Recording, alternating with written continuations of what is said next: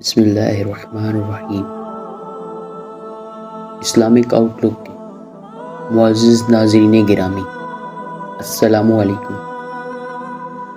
آج کی کہانی قوم عاد کے بارے میں۔ عاد ایک قدیم عربی قوم ہے جس کا ذکر قرآن میں سورہ ہود میں ہوتا ہے۔ اس قوم پر حضرت ہود علیہ السلام کو نبی بنا کر بھیجا گیا۔ جب اس قوم نے شرک اور بت پرستی کو ترک نہ کیا تو اللہ نے ان پر عذاب نازل کر کے اسے تباہ کر دیا۔ قوم عاد کے افراد کا قد کاٹ بہت ہی اچھا تھا۔ اللہ تعالیٰ نے انہیں زبردست جسمانی قوت سے نوازا تھا۔ سرسبز و شاداب علاقے کی وجہ سے مال و دولت کی کثرت تھی۔ آسودہ حال لوگ تھے۔ فن تعمیر میں ان کو خاص اہمیت حاصل تھی۔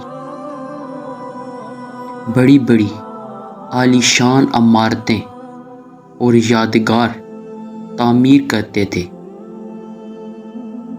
پرتکلف اور شاندار تعمیرات بنانے میں قوم عاد کے لوگ اپنی مثال آپ تھے۔ 70 نسلوں پر مشتمل یہ قوم موجودہ دنیا کی قدیم ترین نسلوں میں سے ایک ہے۔ جنوبی مشرقی عرب کے دور میں دور دراز علاقوں پر حکمران تھے۔ یہ قوم جب مصر پر قابض ہوئی، اس وقت ان کا بادشاہ شداد بن عاد تھا۔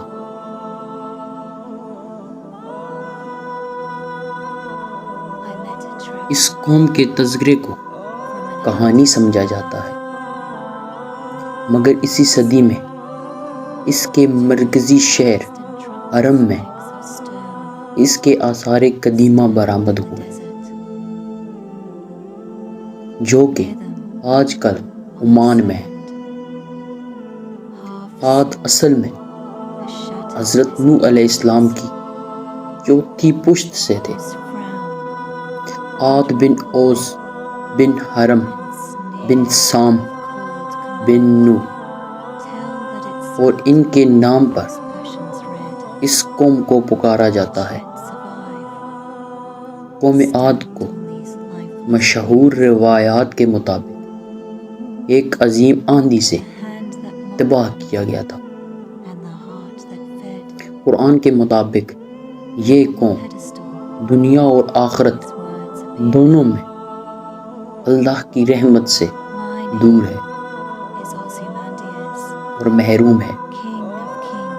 جدید تحقیق کے مطابق قوم عاد 3000 سال سے قبل مسیح سے لے کر پہلی صدی تک موجود تھی۔ ان کو 1000 ستونوں والے شہر کی قوم کہا جاتا ہے۔ کیا آپ نے دیکھا ہے کہ آپ کے رب نے قوم عاد کے ساتھ کیا سلوک کیا ہے؟ جو اہل ارم تھے اور بڑے بڑے ستونوں کی طرح دراز قد اور اونچے محلات والے تھے، جن کا مثل دنیا کے ملکوں میں کوئی بھی نہیں اور نہ ہی کوئی پیدا کیا گیا۔